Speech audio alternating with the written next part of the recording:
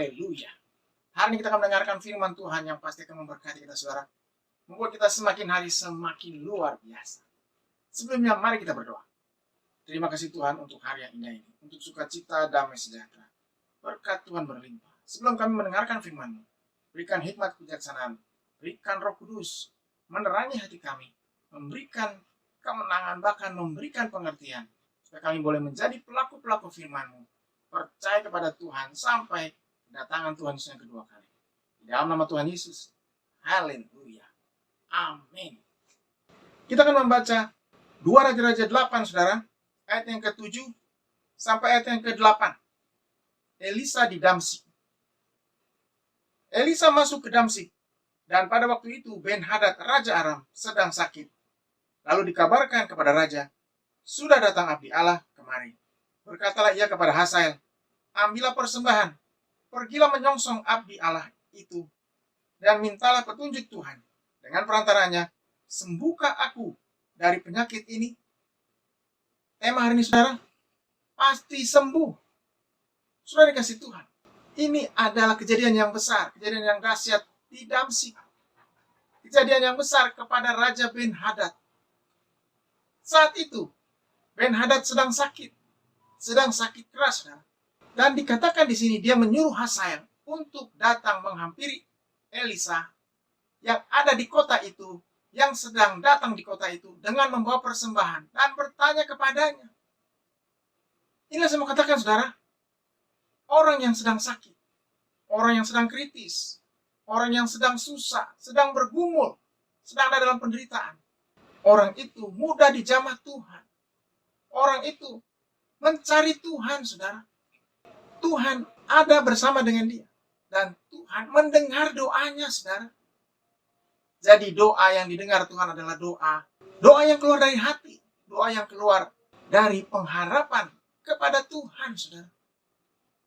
Dikatakan dengan jelas di sini bahwa Ben-Hadad minta pertolongan Nabi Elisa. Dia ingin Nabi Elisa menjawab pertanyaannya. Bahkan dia menyuruh orang kepercayaannya, yaitu Hazael, untuk menjumpai Elisa. Dan datang dengan membawa persembahan yang banyak, saudara. Bukan dengan tangan kosong. Hazael datang dengan membawa persembahan yang hebat, persembahan yang luar biasa. Bahkan dikatakan di sini, di 2 Raja-Raja 8, ayat yang ke-9.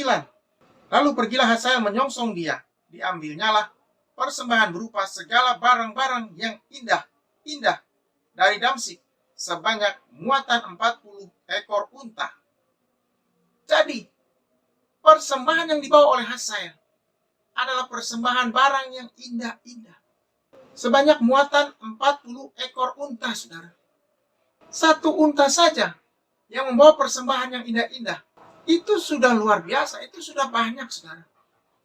Ini lebih dari 1, lebih dari 2, lebih dari 3, tapi 40 ekor unta membawa muatan persembahan yang begitu banyak dari Raja Ben-Hadad untuk Elisa. Dari sini kita belajar, orang yang dalam keadaan terhimpit, orang yang ingin minta pertolongan Tuhan, rela melakukan apa saja. Bahkan dia ingin membawa persembahan ke hadapan Tuhan. Minta belas kasihan Tuhan, minta kasih sayang Tuhan, saudara. Dan tidak tanggung-tanggung, jumlahnya sangat banyak, sangat luar biasa. Dari sini saya pikir, apakah Ben-Hadad tahu cara untuk memberi persembahan yang terbaik kepada Tuhan, saudara? Apakah Ben-Hadad tahu cara untuk memberikan yang terbaik? Cara untuk menggerakkan hati Tuhan, belas kasihan Tuhan, saudara. Dan kalau kita baca, luar biasa, bagaimana seorang Ben-Hadad mampu melakukannya, saudara. Dan tidak main-main, saudara. Ini persembahan yang sangat hebat. Persembahan yang sangat banyak.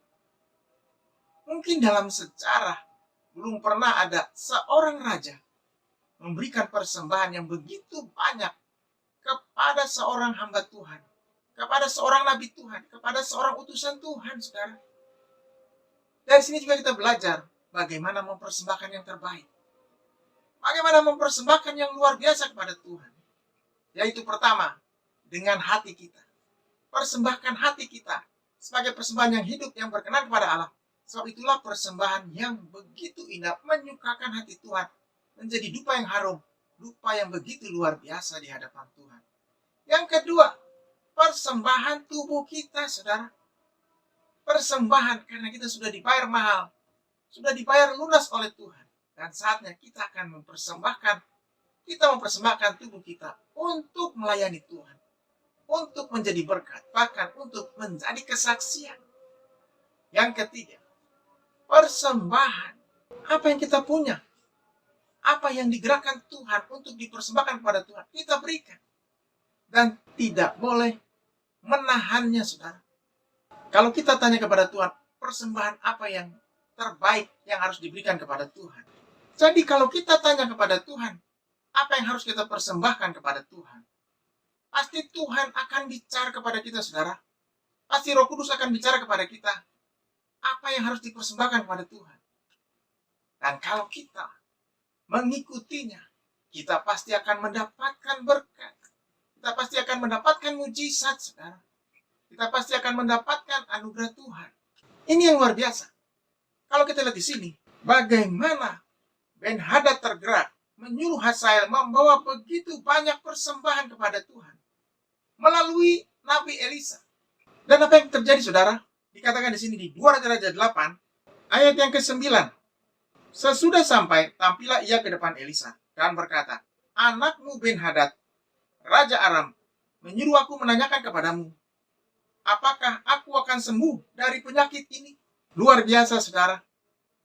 Setelah diberikan persembahan itu di hadapan Elisa, Hazael langsung bertanya kepada Elisa, "Anakmu Ben-Hadad, Raja Aram menyuruh aku menanyakan kepadamu, apakah aku akan sembuh dari penyakit ini?" To the point, saudara. Pertanyaannya langsung disampaikan kepada Elisa. Itu artinya Hazael ingin mendapatkan jawabannya dan ingin segera menyampaikan kepada Raja Ben-Hadad. Karena dia percaya hamba Tuhan pasti akan menyampaikan apapun jawabannya. Dan yang pasti, apapun jawabannya harus diterima. Ini saya mau katakan, saudara, jawaban dari Tuhan, apapun jawaban dari Tuhan harus diterima. Kalau saat ini kita sedang menantikan jawaban Tuhan, saudara, kalau saat ini kita sedang menantikan jawaban dari semua pergumulan kita, apapun jawabannya kita harus terima. Kita harus siap. Dan kita harus lapang dada menerimanya, saudara. Pertanyaannya, apakah kita bisa menerimanya? Kalau jawabannya bagus, kalau jawabannya enak, kalau jawabannya sesuai dengan permintaan, kita pasti senang. Kita pasti bahagia, kita pasti sukacita. Kalau jawabannya tidak sama dengan permohonan kita, apakah kita akan menerimanya, saudara? Apakah kita akan bersukacita, akan tetap senang? Dari sini, Tuhan ingin melatih kita untuk menerima semua rencana Tuhan.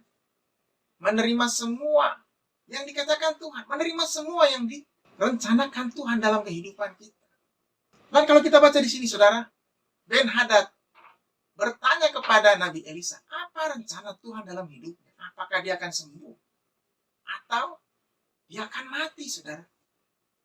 Jawaban Elisa luar biasa. Langsung dijawab hari itu juga. Di 2 Raja 8, ayat yang ke-10. Jawab Elisa kepadanya, "Pergilah, katakanlah kepadanya, pastilah engkau sembuh. Namun demikian, Tuhan telah memperlihatkan kepadaku bahwa ia pasti mati dibunuh." Wow, luar biasa. Jawabannya dua, saudara. Gak tanggung-tanggung, jawabannya dua. Yang pertama, pergilah katakanlah kepadanya, pastilah engkau sembuh. Jadi Ben-Hadad pasti sembuh. Kalau Tuhan bilang sembuh, sembuh. Apalagi didahului dengan kata, pastilah engkau sembuh. Itu pasti sembuh, saudara. Inilah saya mau katakan, rencana Tuhan diberikan kepadanya. Rencana Tuhan disampaikan kepadanya. Ini menunjukkan bahwa Tuhan bisa menjawab pertanyaan orang. Tuhan bisa menjawab pertanyaan Raja Ben-Hadad melalui Hazael. Tuhan bisa menjawab pertanyaan kita, saudara. Ditambah hari ini, Tuhan bisa menjawab pertanyaan anaknya, apapun itu, dengan luar biasa. Ini yang saya mau katakan, bahwa Tuhan yang kita sembah, Tuhan yang mendengarkan, Tuhan yang mampu mendengarkan, dan Tuhan yang mampu menjawab. Dia bukan Tuhan yang bisu, dia bukan Tuhan yang mati, saudara, tapi dia Tuhan yang hidup, Tuhan yang hebat, Tuhan yang luar biasa, Tuhan yang mampu menjawab doa. Percayalah kepada Tuhan yang mampu menjawab doa, saudara. Percayalah kepada Tuhan yang mampu melakukan sesuatu dalam hidup saudara. Percayalah kepada Tuhan yang mampu melakukan hal yang hebat kepada kita, kepada umatnya, saudara. Jawaban yang kedua diberikan kepada Hazael untuk Raja Ben-Hadad. Di 2 Raja 8, ayat yang ke-10. Namun demikian, Tuhan telah memperlihatkan kepadaku bahwa ia pasti mati dibunuh. Wow, luar biasa. Yang kedua, ini yang saya mau katakan, apapun jawaban Tuhan harus diterima. Namun, demikian, Tuhan telah memperlihatkan kepadaku bahwa ia pasti mati dibunuh. Yang pertama pasti sembuh. Yang kedua, ia pasti mati dibunuh. Akhir hidup yang begitu menyakitkan, saudara. Akhir hidup yang begitu tragis, begitu ironis. Dari seorang raja yang hebat, seorang raja yang luar biasa. Disembuhkan Tuhan dan mati dibunuh. Ini saya mau katakan, saudara, Raja Ben-Hadad menerima semua yang sudah dilakukannya kepada orang Israel. Menerima upahnya, menerima buahnya. Tuhan sudah katakan akhir hidupnya. Ini yang luar biasa, saudara. Tuhan mengatakan akhir hidup seseorang.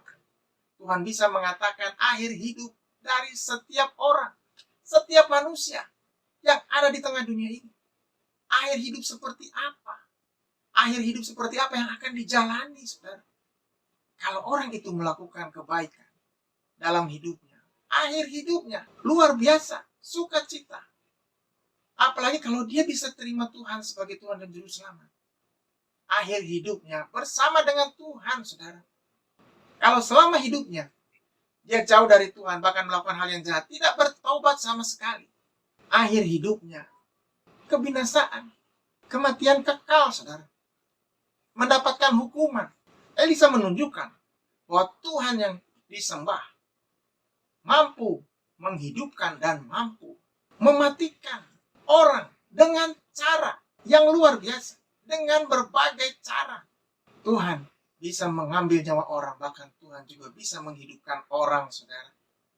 Hari ini biarlah kita percaya kepada Tuhan yang mampu menghidupkan.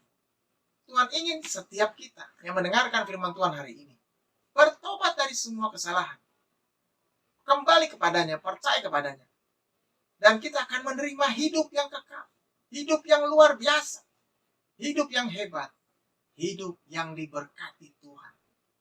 Jangan biarkan hidup kita selamanya ada di dalam kejahatan, saudara. Selamanya ada di luar Tuhan. Ini saatnya datang kepada Tuhan. Supaya Tuhan berikan rencananya yang indah dalam hidup kita. Akhir hidup Ben-Hadad mati dibunuh. Karena dia tidak bertobat, saudara. Dia tidak sungguh-sungguh mau percaya kepada Tuhan. Dia hanya mau memberikan sesuatu, persembahan yang terbaik. Dia berpikir dengan persembahan, Elisa akan menjawab hal yang luar biasa. Dia bisa hidup.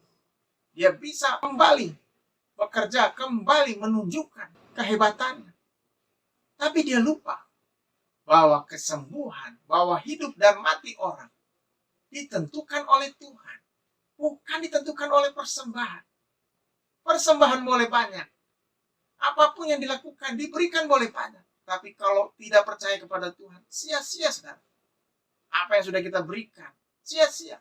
Tapi kalau kita mempersembahkan yang terbaik kepada Tuhan, dengan percaya, dengan beriman kepadanya, dan sungguh-sungguh bertobat, mau melakukan apa yang dikatakannya, hidup takut akan dia, maka Tuhan akan menerima persembahan saudara. Tuhan akan memakai saudara dengan luar biasa. Tuhan akan memakai kita dengan luar biasa, saudara. Pelajaran yang berharga dari Ben-Hadad, yaitu umur ada di tangan Tuhan. Yang kedua, kesempatan yang luar biasa Tuhan berikan untuk kita kembali kepadanya, untuk kita percaya kepadanya, dan mengakui semua yang kita lakukan, semua yang jahat yang sudah kita lakukan. Yang ketiga, hidup di dalam Tuhan. Hidup dalam kasih Tuhan. Mengikuti semua yang dikatakannya. Yang keempat, mempersembahkan yang terbaik. Mempersembahkan yang luar biasa. Mempersembahkan yang indah. Supaya kita bisa melihat karya Tuhan. Supaya kita bisa melihat kebesaran Tuhan. Bahkan kita bisa melihat keagungan Tuhan, saudara. Ini yang saya mau katakan. Apa yang dilakukan oleh Elisa adalah menyatakan isi hati Tuhan kepada Ben-Hadad, Raja Aram, kepada Hazael. Elisa juga mengatakan bahwa Hazael akan menjadi raja. Bahkan kehidupan selanjutnya dikasih tahu bahwa dia akan menjadi raja yang memerangi Israel. Bahkan membuat orang Israel menderita. Jadi pengganti Raja Ben-Hadad yaitu Hazael bukan lebih baik, saudara. Justru lebih jahat dari sebelumnya. Ini saya mengatakan bahwa kejahatan yang tidak bertobat akan terus berlanjut sampai ke generasi berikutnya, sampai ke orang-orang selanjutnya. Jadi hati-hati. Kalau ada dosa, ada kesalahan, harus diakui di hadapan Tuhan. Supaya tidak berlanjut, saudara. Supaya dosa itu tidak mengikat kita. Tidak mengikat keluarga kita. Tidak mengikat lingkungan kita. Tuhan ingin kita bebas dari semua yang jahat. Kembali kepada Tuhan. Dan Tuhan akan membuat hidup kita berharga. Tuhan akan membuat hidup saudara berharga. Tuhan akan membuat hidup saudara menjadi berkat. Hidup saudara diberkati Tuhan. Luar biasa. Haleluya. Mari kita berdoa. Terima kasih Tuhan untuk hari yang indah ini. Ini hari yang indah. Kesempatan yang indah untuk datang kepada Tuhan. Untuk percaya kepada Tuhan. Untuk minta pengampunan. Untuk minta belas kasihan Tuhan. Bertobat dari semua kesalahan. Ampuni kami Tuhan. Kalau ada yang salah. Ada kata-kata yang salah. Ada tindakan yang salah. Biarlah kami memuliakan nama Tuhan. Kami meninggikan Tuhan. Kami memasyurkan nama Tuhan. Sampai Tuhan Yesus datang kedua kali. Di dalam nama Tuhan Yesus. Haleluya. Amin. Tetap semangat, saudara. Tetap sehat. Tuhan Yesus memberkati kita. Haleluya.